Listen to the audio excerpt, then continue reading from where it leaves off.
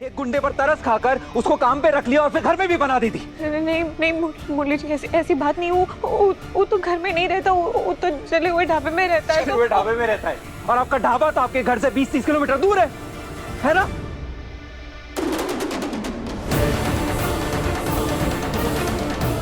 अरे किसको बेवकूफ बना रही हैं आप? हमें पता नहीं है कि घर से बिल्कुल लगा हुआ है आपका ढाबा और वो गुंडा आपकी छत पर अपने कपड़े सुखाता है। बताइए तो।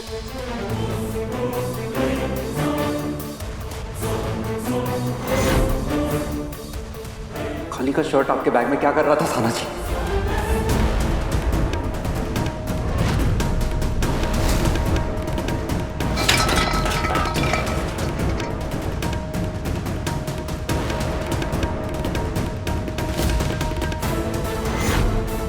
गुंडे का शर्ट आपके बैग में क्या कर रहा था साना जी?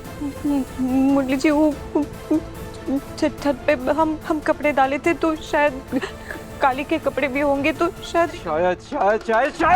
याद आता है आपको जब भी आपकी गलती होती है। और हमारे घर वालों की गलती में बिल्कुल निश्चित होती है। मतलब हम बहुत अच्छे से समझते हैं साना जी। आपकी ना यही दिक्कत है, कभी भी मन बदल जाता है आपका।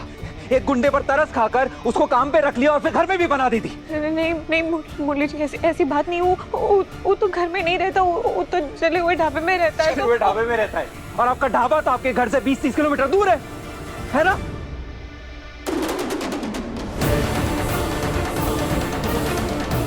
अरे किसको बेवकूफ बना रही हैं आप? हमें पता नहीं है कि घर से बिल्कुल लगा हुआ है आपका ढाबा और वो गुंडा आपकी छत पर अपने कपड़े सुखाता है। ना ये समझ नहीं आ रहा है कि जिस गुंडे को घर से दूर रखना चाहिए था उसको आप घर में किराएदार बनाकर कैसे रख सकती है? और उसकी वकालत किसने करी? आपने। नहीं मतलब जिस लड़के को देखकर आपको डर लगता था वो कुछ ही दिनों में इतना शरीफ, इतना अच्छा बन गया। मुरली जी, ऐसी बात नहीं। आप गलत समझ रहे हैं मुरली जी।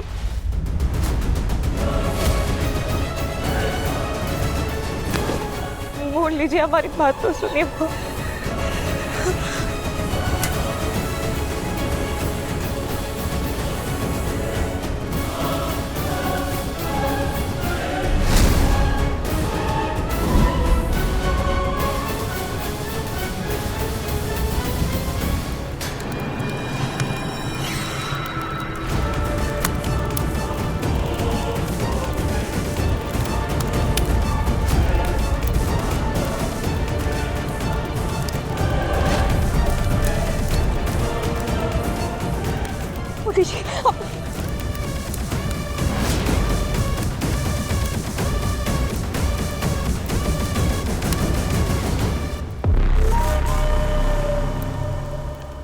हमारी चिंता करने का दिखावा करने की जरूरत नहीं है आपको।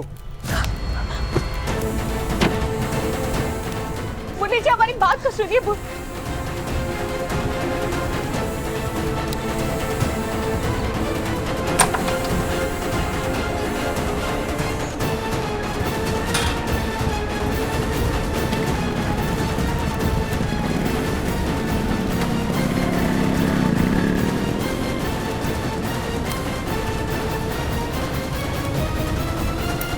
चलो गंगा माई, तैयारी शुरू कर दो अपने बिट्टू को स्वागत का। कह कि समय नजदीक आ रहा है ये ढाबे वाली को एक ढाबे में वापस बेचने का। लेकिन जाएगी कहाँ माँ? ढाबा तो चल गया, अब तो सिर्फ ठेला बचा है।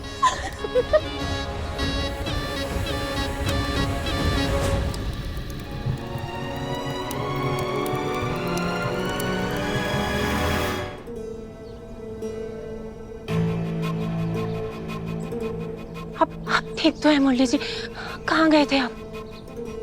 अब हम तो बस वो ऐसे ही। कोई बात नहीं, आप प्लीज 2 मिनट बैठिए।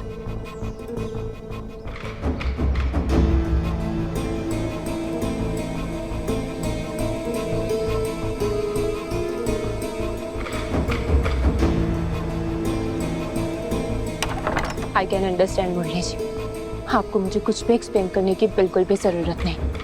मैं बस ये चाहती हूँ आप प्लीज थोड़ा शांत हो जाइए। शाह आप इतना परेशान है, अंदर सहाना जी इतना रो रही हैं, आंटी जी और कुसुम जी भी बहुत अपसेट है। वो लोग मंदिर गए हैं आप लोगों के लिए प्रार्थना करने।